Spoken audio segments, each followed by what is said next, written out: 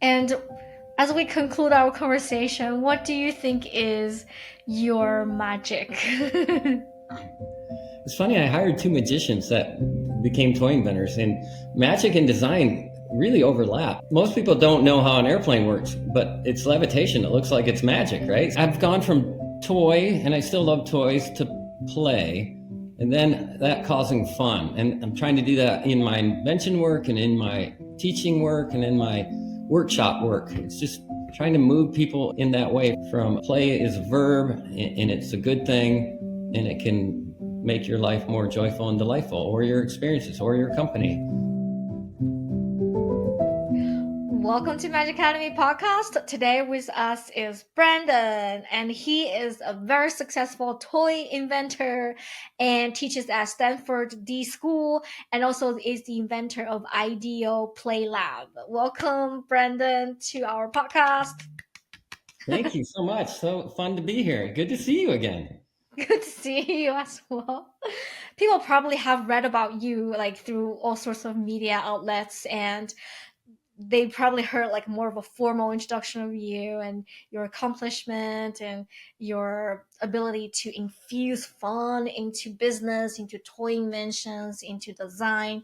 If you were to introduce yourself right as of now in an interesting way that nobody has heard about, how would you introduce yourself Well, I don't know again? about nobody, but probably it's not popular or not known. I'm 6 out of 7 kids. I'd say I always had a group of folks to play with because of the kids. And then I describe my childhood more like a free range chicken. We just ran around all the time. We were outdoor kids. I think our mother wanted us to get outside and play. So it was deep in that. And learning since I was younger, was learning from others quite quickly. So I would say it's that. I really got into love of teaching when I was at grad school, and I was a teaching assistant. And then quite quickly after I graduated my master's at Stanford, I started teaching different design classes. And that really got me interested in the whole idea of a better way to learn is in a class that's more engaging, if it's more interesting. We've all had some of our best teachers or professors. They were probably more interesting, and they made you want to love the subject. So that's been a big Yeah. part of my teaching style. I wish I could be in your class and just get to play with the classmates. If I look at the students and they look bored, I don't think, oh, these students, they don't get it. I look at myself and go, oh, maybe that lesson needs to be a little more engaging or something different.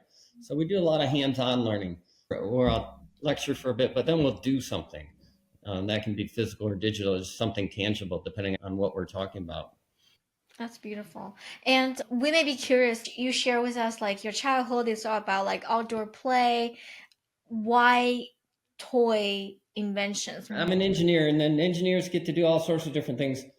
One part of the process is actually doing a lot of the hardcore design on something. I found the beginning part of and I did enough of that, so I know that. I found the beginning part of the process, the ideation and the finding the idea in the first place. I found that way more interesting for me. So when I was doing a lot of design work at a company, I gravitated toward that early on design. And then I left and started my own company, and I left with 10 ideas. I think 3 or 4 were in the toy area, and I thought I was going to start a toy company. I didn't know there were groups around toy invention companies where you have a team. There are lots of individual toy inventors, but I was more always interested in working with a team. Maybe that goes back to all the kids. But building a team and then coming up with all sorts of different toy ideas in different areas. And then the way the business works is you go to a toy company and you show them your ideas, and hopefully they like one and want to license it from you. It's definitely not an easy process. It's challenging because your invention has to be better than anything they're working on, or at least more interesting. And got successful a little bit, lucky a little bit early, and built that up into a bigger team, and then a bigger team. And then I was bought by a company called IDEO, which is a big design firm. Eventually became a partner at IDEO, which is exciting. And that was most of my career, was inventing at the IDEO Play Lab. And again, toy is a noun, play is a verb, and then fun is a feeling. The toys are important, but it was the play that I was recognizing, which was where my passion was around how do you get more people to play. My Stanford class isn't around kids, it's around adults. And you and I have chatted before, the opposite of play isn't work, it's boredom. So if your employees are bored, then they're not going to do a very good job. So how do you give them work that's more interesting? And then eventually we sold IDEO over the last 3 or 4 years, and I stepped out to do a sabbatical. Then I joined another toy invention firm. I know all of them because I created one of them. This one's in London called Fuse London. Great, super smart friends, colleagues over the years. So I'm helping them out, but I'm staying in California most of the time. I go to London about once a quarter. And it's a really great team. It's super creative, and it's just different. It's like being, Jenna, it's like being in the same league. It's just I joined a different team, so I can see different aspects of what's working and infuse some things on my process and then learn. We should always strive to be lifelong learners. You certainly are, from the conversations that you inspire and the folks that you talk to. So how do you stay a lifelong learner? And sometimes a different story for a chapter of yourself is an interesting way to learn. So I'm been learning a lot and hopefully continue to teach. That's beautiful. That's beautiful. And when you were out of all this invention, like toys that you invented, what are some of your favorites? Honestly, it's usually one of the things we're working on now that we can't talk about, but the ones we can talk about, a long time earlier in my career, I did it's still doing quite well. It's the juvenile products, like for toddlers, babies, just 6 months old, called the Jumperoo with Fisher-Price. So it allows, you put the baby in there, or the 6-month-old, and they can jump up and down because they can't really stand yet, but they love this feeling of jumping like we all would.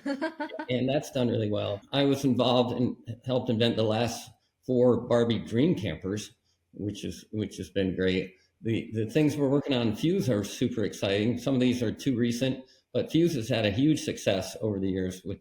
They did the Hot Wheels T-Rex hauler, which is this awesome looking T-Rex. Imagine a T-Rex meets a semi truck that's hauling Hot Wheels cars. So it's really cool. So there's all sorts of stuff there. And then some games I've really enjoyed working on was Pictionary Air, where you draw on the air. And then more recently was Twister Air, where I was in an athletic store and they had one of those athletic mirrors that you were supposed to buy. Then there'd be a trainer it's a big LCD screen. There's a train, but it's a mirror too. And then you see the person working out and you're supposed to match them. And that was really inspirational for Twister Air. It's like Twisters, these dots that you have to put your hands on. What if those dots now are in the air and it's augmented reality? Always something new. The combination of physical and digital is interesting. A child doesn't care about the tech. They just care if it's fun. Like when toys first started putting motors and batteries, that was a big deal, but the child doesn't care. If it's more fun to push it, why have a button that makes it go? Yeah, it's all about the experience and the feeling of that. Exactly. I love using the word experience. That's what I talk to my students at Stanford. Play is, think about experience design. Everything's designed unless it's nature. So what is your experience by waiting in line somewhere? Is it like waiting in line at Universal's Harry Potter line? That's a fun line because they have so many things for you to do. Or are you like at the post office? That's not a very fun line. That's a terrible experience. Or the Department of Motor Vehicles. You couldn't get a worse, sorry if anyone's listening from the Department of Motor Vehicles, but a big opportunity to improve your experience. One is, when I talk to companies, I talk about what's your experience or what's your engagement level and how do you bring more joy into life. I'm doing a lot of one-day workshops for companies where I'll give an overall talk about play, and then I'll do a lot of my work from Stanford, trying to bring more joy and delight into work. And then also we can pick an issue that's more relevant to them and do some fun brainstorms at the end. Yeah, and then I'm curious, like, how do you define engagement? I define it, it can be all sorts of different things, but I define it with companies just because it's already a word in their vocabulary. They have a key performance indicators. They usually have 10 top ones, and one is around engagement. And they know what that score is and how they do it with surveys or they do other things. But it basically comes down to, do you like your job? Do you like what you're doing? Do you think it's important? Do you think you have purpose? So it's all those you can unpack. But the one most companies are not really unpacking is this thing of play. And then when they think play is a little bit frivolous, or they'll go, hey, Brendan, we got play. Look at the foosball tables. Or look at we got a slide in our office. And I go, slides, foosball tables, that's great. But that's not the way I would measure play. I would measure it through how much do your people like their jobs, or are they interested in what they're doing? So that's that KPI. And then I'll say play is a secret ingredient that you're not really helping unpack your engagement. It's around joy and delight. Do you want to come into work? Is it joyful? Is it interesting? And does it feel like the company and the leadership's trying to do meaningful things? When you can define meaningful, whatever industry you're in. And I'm still curious about the toy invention part of it. So let's rewind a little bit. Can you share with us a story of one particular toy that you've designed, and what does the 0 to 1 process look like? How was this idea born out of the team? And I'm just so fascinated about this zero to 1 process of of building something out of. I teach design thinking, user-centered design. So I always like to uncover a need. What's the real need? And it's hard when it's just fun, because that can be new and novel, but fun could be something it is based on it. The koosh ball was invented 30 years ago. And the actual need was the inventor was trying to make a ball easier to catch for a 2-year-old. That's that ball with looks like a whole bunch of little rubber band strings coming out of it. And so they had a real need. The people, when they bought it, they also filled this novelty need, or even a fidgety need, because it was fun to throw and catch and things like that.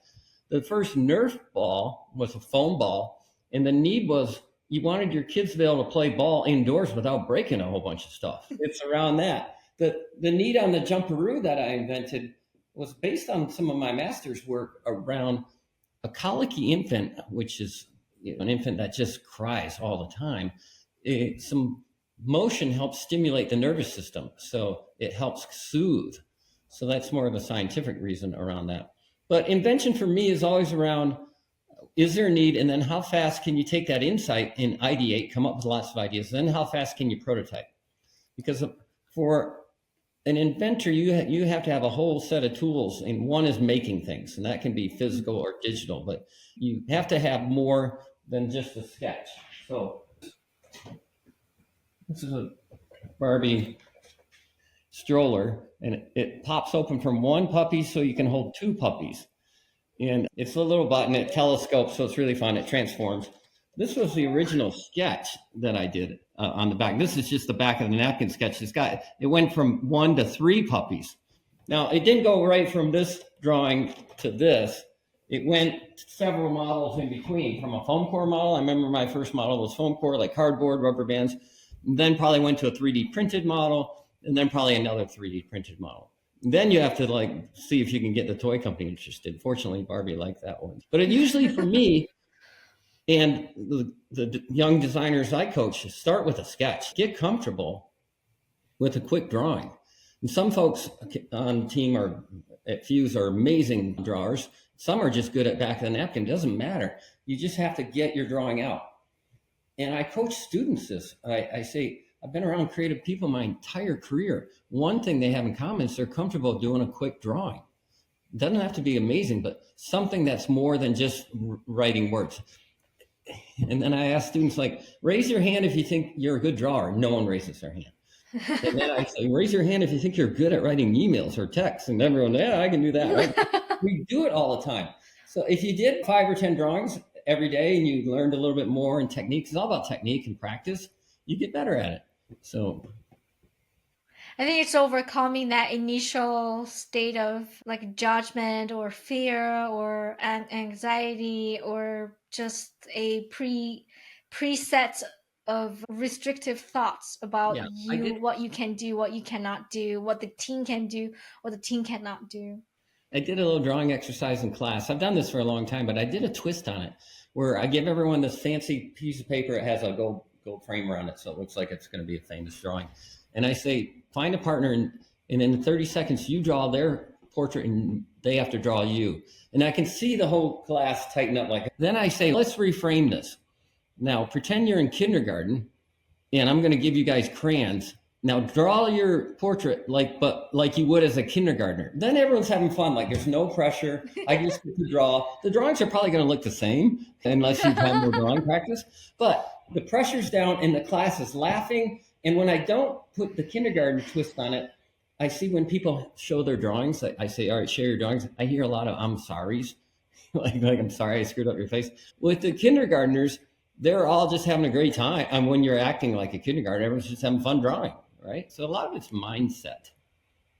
Yeah, I think the mindset is very important. And a lot of our audiences are like entrepreneurs, leaders in a company of all sorts. And potentially one of the challenges that they usually encounter is how do we engage teams, how do people become better leaders or followers or team members, and so they can get together around the idea or give birth to new ideas and help them to overcome potential challenges and solve problems in innovative ways.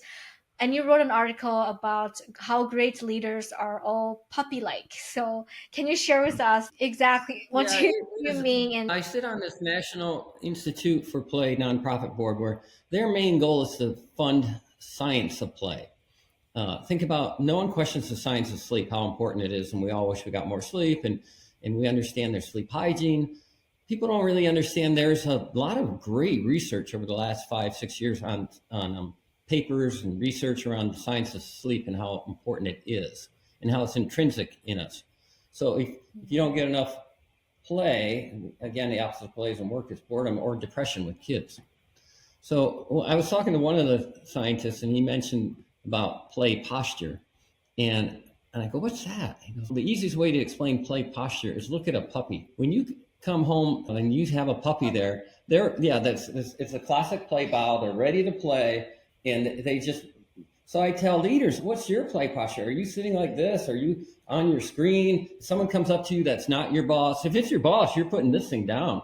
But what if it's someone who works for you? Are you treating them just as important as everyone else? So everyone thinks your dog can read your mind. Your dog is probably just so good at user-centered design. They observe you, their owner. They just constantly watch you. So if you look upset, they look guilty. If you look happy, they look happy. So they're trying to mirror what you're doing. So if you're the leader and your play posture isn't engaging, just be aware of it, because especially for CEOs, I coach them, you're being watched. People just want to know, is that CEO in a good mood or not? You can help the culture of your company by just making sure you're aware. Some of it's just having to be aware. Some of it, you may not be intentional, but if your head's down in a laptop and you're not listening, people will notice. Same for parents, by the way. You can tell your kids what to do all day long. They're going to see what you're doing and act accordingly. It's the actions, it's not the words. Mm-hmm. And I think also in terms of the mindset, it's like always receptive, open to listen, and pay attention to the ability for human beings and especially adults to play. In this society, we have this ability to really train the playful mindset out of our mind and body, and especially for adults.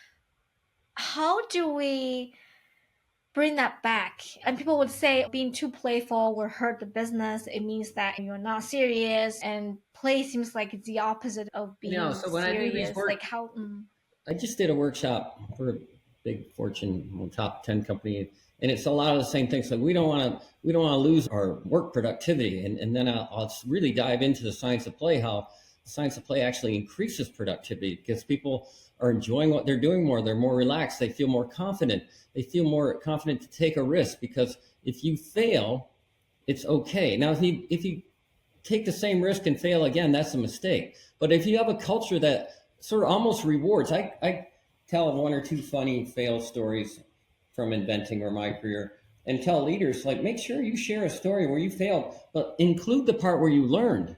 Not because of failure is good, providing you learn from it. If not, it's just a mistake. And we're so coached through K through 12 and college, whatever, we're just not supposed to make mistakes. I mean, 92% to get an A- is crazy. That's not if for the entrepreneurs out there, if you're hitting 92%, you're crushing it, because you usually have so many little failures. What you want to do is have failures quickly and learn from them and then keep going. That's in Toy Invention world, that's a prototype, or lots of folks, that's a prototype. If you nuance that prototype forever before you actually get feedback, you're gonna learn too late. So you want those little learnings early. Iterative feedback or micro adaptive feedback Exactly. as soon as possible. And how can we say if we are having like a team meeting, and Right. how are there any strategies, techniques that we can do that's coming from the science, coming from your I usually experience? like to think about mindset again and ritual. So the first day of class at my Design for Play class, I lay down a hopscotch match through the doorway. And I see about half the classes see it and they smile. Half the class students see it and they smile. And then they skip into class and they have a big smile. So I changed their mindset a little bit. The other half don't even see it because they're so type A, they got to get to class, so then it becomes a prototype lesson. Like half you saw it, half you didn't. Then I assign the students to do a class doorway ritual for each of the next classes, and lots of creativity and lots of experimentation. But the whole point is to allow people mechanisms to change their mindset, and rituals are a good one. They can be simple rituals. So what is a ritual for your organization, your team, your company? What would be a fun ritual to start off a meeting? It's not like to yell at people about the rules. It might be something different. So you could design those, or that might be a little project for team one to sign. Most class team projects, your professor assigns you your team and then hands you the challenge or the work, and then you go sit in the corner, and first thing you do is you exchange your names and your phone numbers, and it's so non-engaging. It just feels So what I'll do, Check the box. yeah, before I hand out the challenge, the project, I'll put the team together and tell them to come up with a team name and go off into the campus and interview some people with rough questions about what the project's going to be. They don't even know yet. So they've had this experience of becoming a team before feeling like I was assigned to this team. I think there's just a lot of creativity there. You can use some examples, but it's almost more interesting and meaningful if some of these rituals come born from the company culture or how you want to transform the culture. Can you give us a little bit more examples of some rituals that I was in our San Francisco office, and this is pre-pandemic, so there's a lot of people there. And I hear a little bell ring, "It's a Wonderful Life." And I go, "What's that?" And everyone started clapping. And someone leaned over and said, "Oh, someone accepted an offer from us." So it's just it was a nice thing. I think a lot of first days are very memorable for people at work or at school or any organization you join. So what could you do that's not high price point, but it is fun? I remember we had a team that would interview the person what their favorite music artist was. And they'd go into the tech area where it was out in the open, but where you got your laptop and your other stuff on the first day. And their favorite artist would be playing on an old turntable. And we'd found an actual album and signed it by everyone in the group saying, "Welcome." So it's little things like that. I think it's a lot of opportunities that are just a touch of point of joy and delight, but with that mindset of that's playful, that's interesting, that would make that person's day. When you talked about, Johnny, about experience, that makes their experience more memorable. Yeah, and I could definitely foresee that person like decades later and say, "Oh, you remember that first day? Oh, I still have that album. You Yeah. want to play? You want to listen to it?" It's just such a like in-depth, like human I still connection. remember the other first way. I had an internship in college. I'm not going to tell you who, but I come there, I get there on time. The guy puts me in this office with like fluorescent lights, and he gives me this giant manual and goes, "Read this today." It's terrible. Oh my goodness. And let's follow on this like this train of thought here. Like the first day is to create this in-depth human connection that's memorable.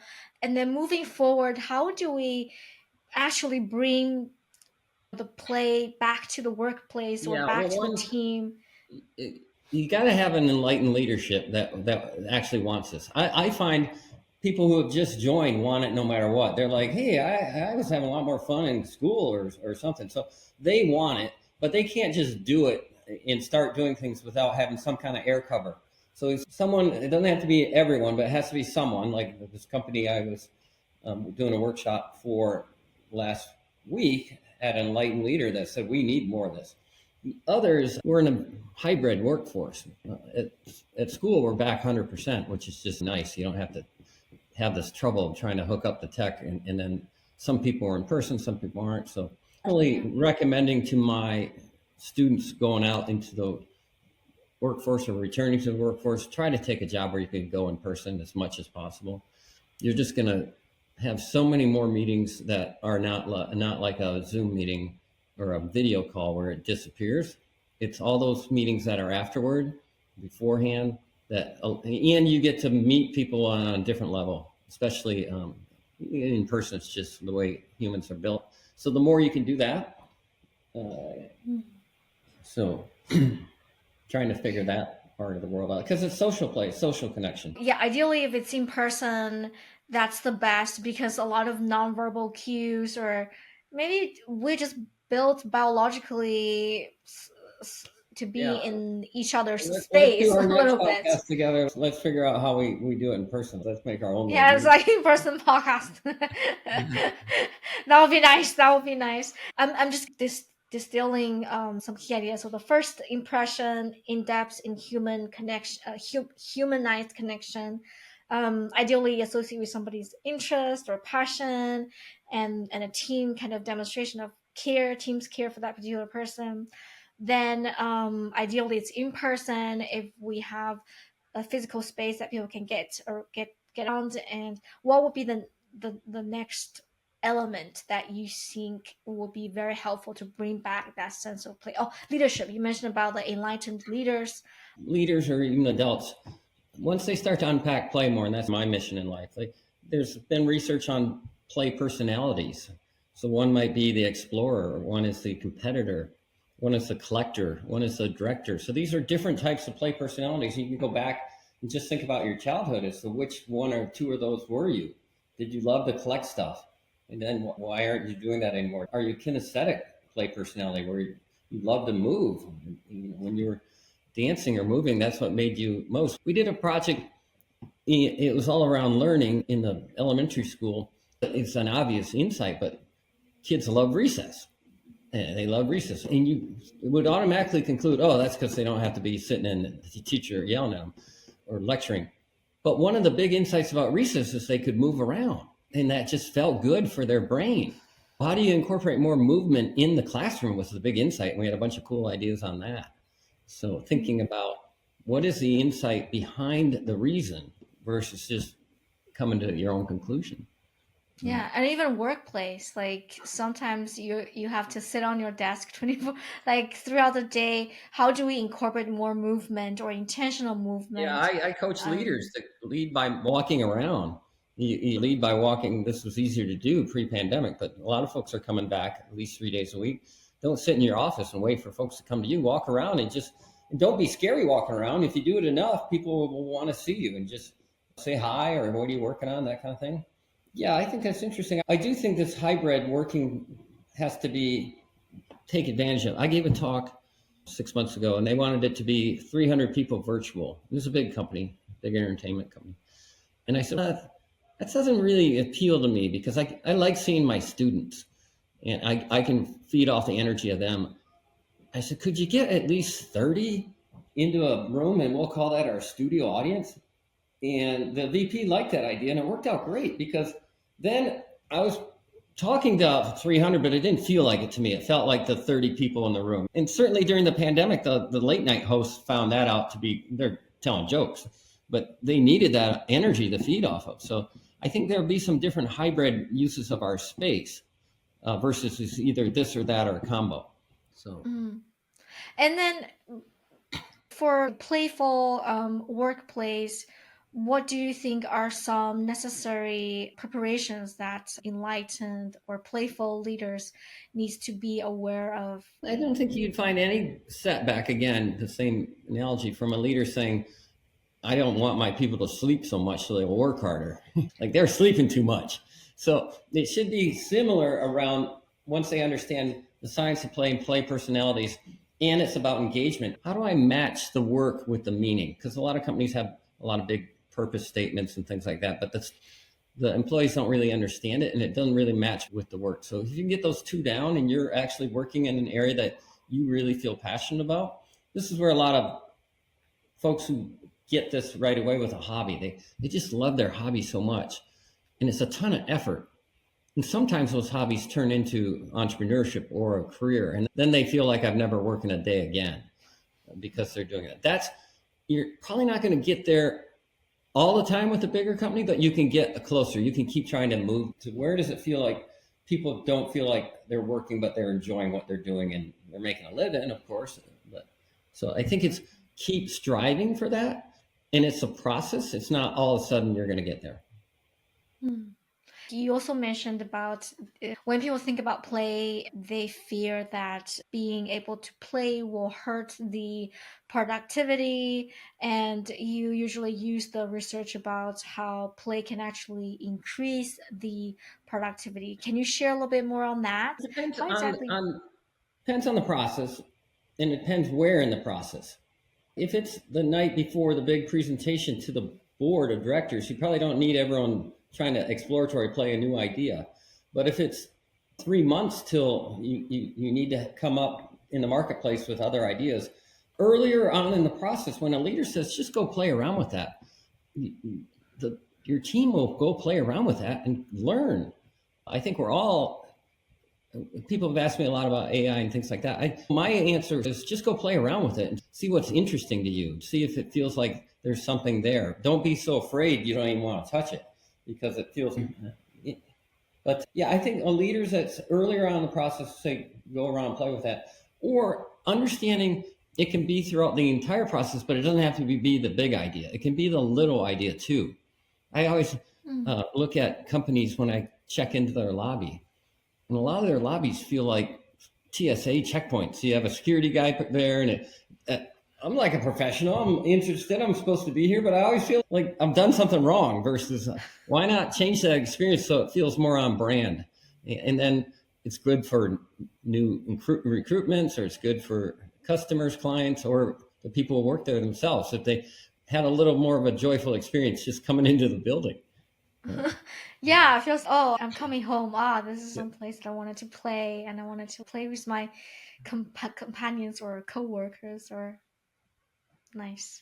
And you also mentioned about in our previous talk, you were talking about the charm of true playful leaders feel like a movie director. People also, yeah, can you share us? People think play is your kind of goofy or open. I don't think there's different play personalities, because you might be more the storyteller. And if you're a really good storyteller as a leader and you're going to go back and tell stories of your own career or your own stories of the industry, people find that incredibly engaging or charismatic. You don't have to be the jokester. That is a different style of play, but the jokester might be just more witty and fun. And always when I talk about play or these play personalities, it's good-spirited, not mean-spirited. Because you could be a jokester and mean-spirited and you're punching down versus punching up. When you punch up, you might pick fun at yourself, and that's okay.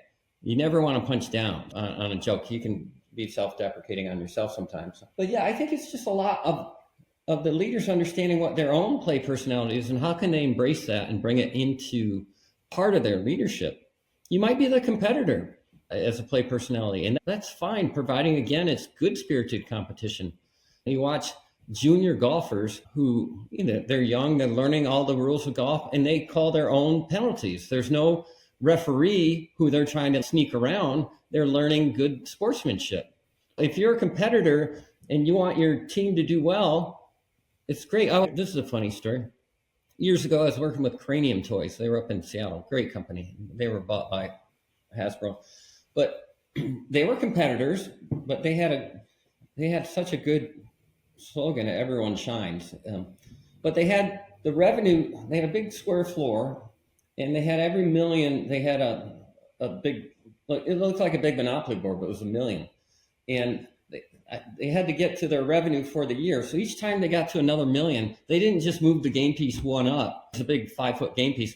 They grabbed the game piece, grabbed a couple of big gongs and ran around the whole square and then moved it to the next square. So what a delightful way to be good-spirited competition on on revenue versus just a report says, hey, everyone, we made our targets, good for us. So, So it's embodied play. It's like you're moving and you're that was just celebrating, a you're clever getting way. feeling It's the just emotions. a clever way to share revenue for the month or whatever.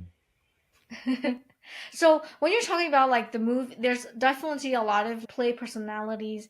And when you're talking about it's like a movie director, is there a layer that's beyond the play personality and Some people like to more? direct, and I find good leaders. You think about being an individual contributor, and that younger in your career, that's pretty important. You're trying to prove that you should be there and working hard. As you go further through your career, you might be leading a team or leading a group. And for me, as I got further in my career, I just really wanted to set the stage.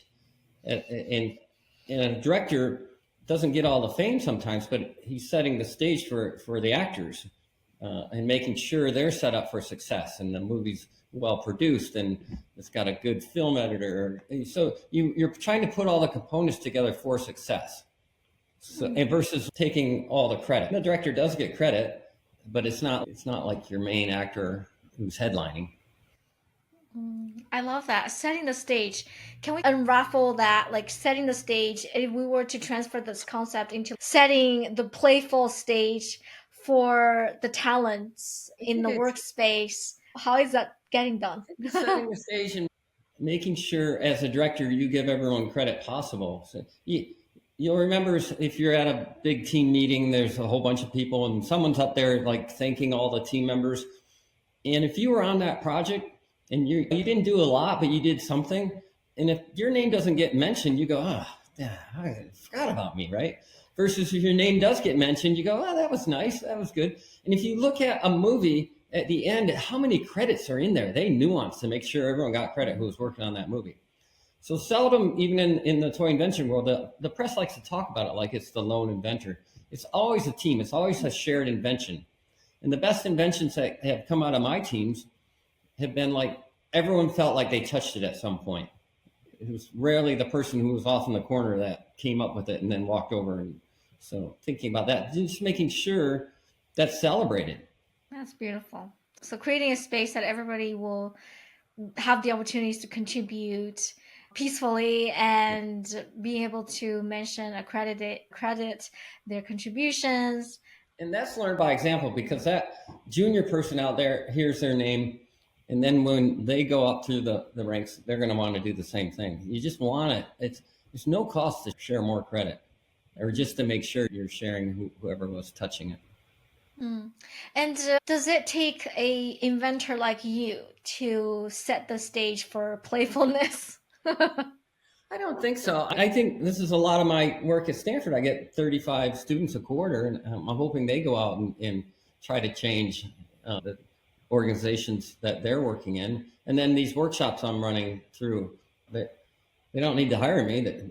They can have me run a workshop, so that's easier. And then they can take some of those tools and start using them.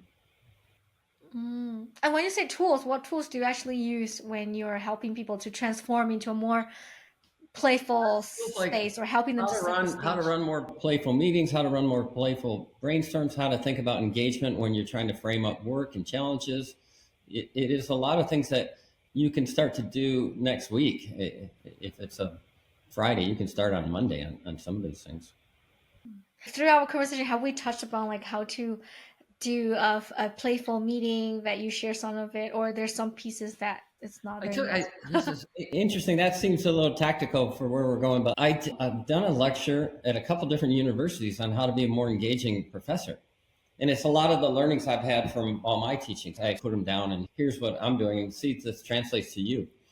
And the professors love it. In fact, I got one professor came up to me and said, are we allowed to do these things? I'm like, it's your class. You can try to make your class more interesting. There's no law about that. I don't take attendance. But what I do is fill out a name badge for everyone and write it out myself and put it on the table. One, it's a lot faster. Two, I'm learning their names. And three, I can instantly see who didn't make class because that name badge is left. So that's a clever way to make your class go more efficient, learn people's names, and then have them show up. Because I'll ping them right away and say, I didn't see you in class. Are you okay? Trying to teach, you're a professional. You just don't not show up to work. You just don't not show up to class without letting somebody know. Yeah. And playful meetings, is there like a process to run a playful meeting? Is there a framework you need to think about I or think lead a they lot want of to stuff share? has to be efficient and you have to get stuff done. You got to go over what we're accomplishing this week, who's doing what. I like the word game mechanics because it implies like you're doing something to improve the process. Gamification feels, oh, that's just putting some candy in the meeting or something like that. What I would say is do those meetings. There might be a different way to host them, like maybe someone else hosts them each time. But the meetings I get more excited about are a different type of meeting where everyone's looking for inspiration and they share that once a week. So they come in, or we have a private Instagram channel, and so people can populate it. And then once a week, we'll just pull up the channel and say, tell us what you saw here, what's going on. Those are way more interesting meetings and things like that. So figuring out, you got to do some of the meetings that are just like workflow and other things. Hopefully everyone's in a good mood. My goal on those would be make them as fast as possible so that you're not spending so much time, or make sure you don't have too many people. A lot of people like to go to meetings in big companies because they feel like they're going to miss out. So it's making sure you're, again, if you're the director, giving them air cover. Hey, we're going to update you on this meeting with a quick brief so you can do other stuff that you find more exciting. That's beautiful. We've been just like, it's like a crash course of how to turn your workplace culture into a more playful and productive place. Yeah, I don't Beautiful. know why meetings are always scheduled for 45 minutes or an hour. I always had this concept, especially at bigger companies, you'd have like recess where everyone has to go into the courtyard and then wander around. Then you could have that 5-minute meeting that you couldn't even schedule because I bumped in, Jimmy, there you are. I got 1 minute to talk to you. So everyone goes on recess once a week for an hour and they bump into each other. So if you couldn't get a meeting with that person, you might. Oh, that's beautiful. What role does mindfulness play in the playful space? I think mindfulness is just good as a human, just like trying to be mindful. And we're so distracted with our devices and trying to make sure we're listening and try some tricks at home. Try not to have two screens open when you're on a virtual call. Try to pay attention, especially to your partner or kids. And because it's all behavior someone's watching and learning from. So just make sure. I was doing this impromptu interviews or questions of folks, just random folks I was running into. How many screens do you have open? And this one guy was like, he was an Uber driver. Oh, I normally have 6, 7 open. And it's, oh my God, he's playing a video game, he's reading the papers, doing all this stuff. And it's just like, Just by thinking about that, I'm like, I'm getting all over the place. Do you, as an inventor yourself, what practice do you do to enhance your ability to focus? it's a state of flow. So a lot of people who make stuff find that state of flow, or people, video gamers understand this. If it's too hard, you give up. If it's too easy, you're bored. So you want to learn a little bit. So whatever your state of flow is, for me, it's like tinkering, coming up with an idea, sketching it, tinkering, playing with it a little bit, sharing it with the team, getting feedback. Or a brainstorm is a state of flow for me just because it's enjoyable. Teaching is a good class. It's just a state of flow. I want the class to be engaged. I want to be engaged. I set the students all in a circle initially so they can't check out. No one can be on their device in the back. Student who was in the education department taught me that because she used to be a kindergarten teacher. So like a fishbowl. It's just everyone's on equal terms. It's not like the CEO sitting up front and everyone else is in the back. So it's hard to work with a group bigger than 30 to 35 unless you got a bigger space. And I think for 30, it's maybe like a big circle or smaller circles. It's a big circle. It works out great. And then we'll break up into smaller teams or into workshop areas and things like that. As we look into the future with all the emerging technology, and you mentioned part of virtual reality and AI, what's already being kind of researched is like brain computer interaction, where potentially we could just put a chip in our brain and we'll be able to like download and install a new skill set with all this like emerging technologies and also like biometrics. So how do you see play evolving? Or Well, play behaviors that are intrinsic, especially with kids, aren't going to change. because it's like role playing or things like that, or exploratory play. Those aren't going to change. For adults, one, there's always been emerging technology. It's just, we used to have so much technology in the classroom, like different types of screens and video rooms and things like that. Now every student comes in with this device or similar, and they've got all the technology on them. So it would be, again, I said it earlier in the podcast, initially, if you don't know anything about it, just start exploring so you can feel relevant. I love this concept. It's from Tom Kelly, author of Creative Confidence. I have a reverse mentor. So I have lots of reverse mentors. Because at my age, I'm a mentor to several startups and former students. I have 2 or 3 reverse mentors, and they shouldn't be your kids. They should be someone else. So I have former students who all say, hey, tell me about this or that, or coach me up on this or that. And it's a nice, they love the experience, and I love the experience. But you have to try to stay relevant. Otherwise, for innovation, if you're not relevant, you don't have to know everything, but you just have to be relevant. Do you think playfulness, the ability to play, the childlike sense of wonder, to play some sort of role in the state of innovation, growth? It's a great question. I think curiosity is very close to play. They're like cousins. I've been, again, around creative people, and they're usually curious, not just about their own industry. I see a lot of execs that are very understanding and relevant on their own industry, and they know all that other execs, they know all the competition, but they're not curious about emerging stuff or other companies or things like that. And so trying to stay curious, and that's certainly the beginner's mindset. If you've ever walked around a block with a 4-year-old who's in a good mood, they stop all the time. They're curious. They got to stop.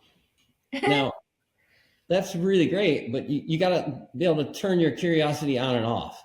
Otherwise, you're never going to get around the block. So a lot of adults have just turned it off. They're just not as curious. Or if they see something, they forget how to be curious. They just judge it like, that's stupid. That person's wearing 2 different socks. We hear that a lot. Yeah. Versus there is a sock company that sells individual socks. Yes, I've seen that. I love that. Any potential caution, something that we need to be aware of? Is there going to be too much play? Is there... No, it's not going to be too much play. It's going to be similar to sleep. People will start to understand the importance of it and start to understand what it really means. And if they can't get it in the workplace, then they'll change work or they'll get it somewhere else. So it's a human nature. Intrinsic. It's built into us. Intrinsic. I love it. So let me give a kind of a recap for our audience up to this point, and we'll move into the magic piece. So far, we've talked about the story of Brandon and how he started out of all the other possibilities and focus on toy design, and how he loves to be in the flow, the process of just sketching out the idea and do sorts of multiple rounds of iteration, get feedback, and constantly improve. And we talked about the importance of play in classroom and also in the workplace, and how play is just this intrinsic human nature. And we talked about different ways to build a playful culture within your team, coming from the first day to the process and to how we celebrate. We also talked about different ways we can do micro celebrations or micro playful moment that helps people to just start to get into the play state. We also talked a little bit about the mindfulness and how mindfulness helps us to actually focus and help us to get in the zone of playful flow.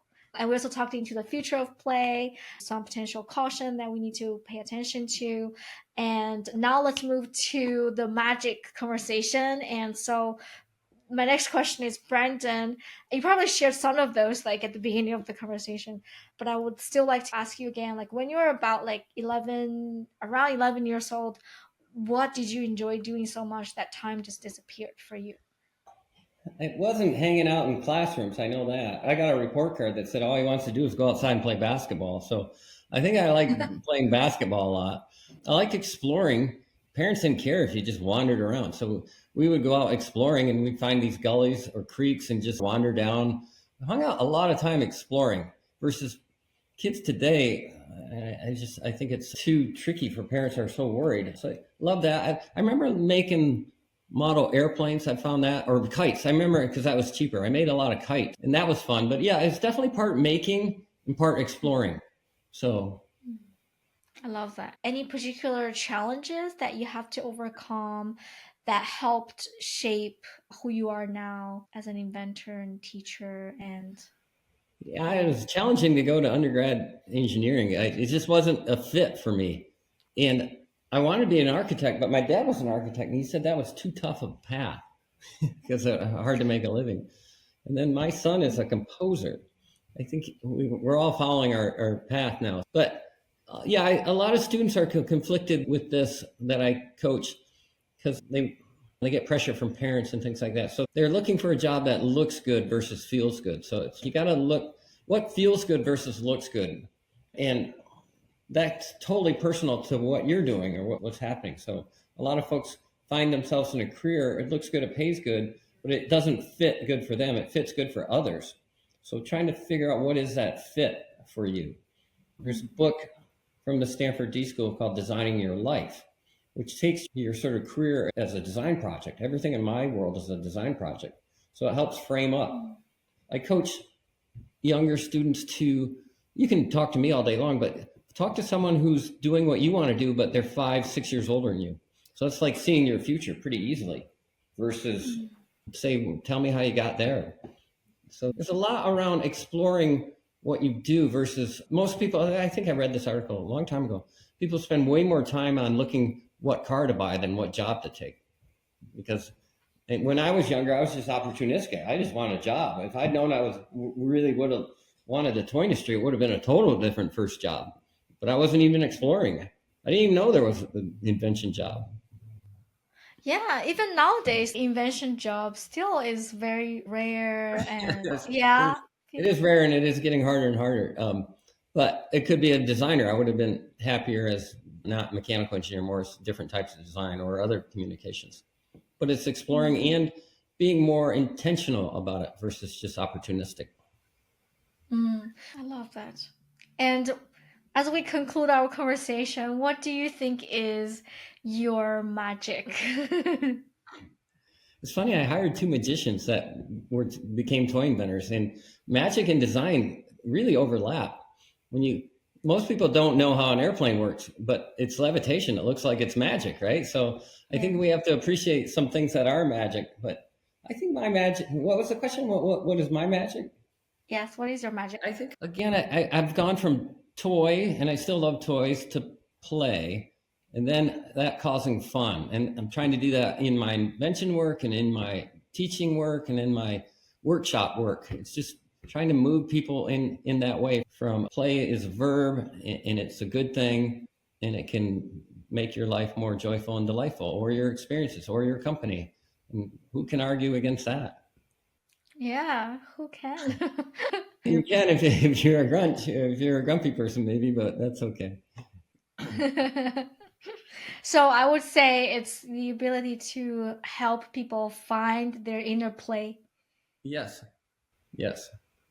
I love that. Play is lifelong. You should keep playing lifelong. Lifelong, exactly. And such a beautiful talk, Brandon. Thank you. I had And so much I fun. love the work you're doing, and I appreciate it. And yeah, our next one we're going to do together. Yeah, in person. We can do it. We can do it at Stanford. We can do it here. We can do it there, but we'll figure it out in person.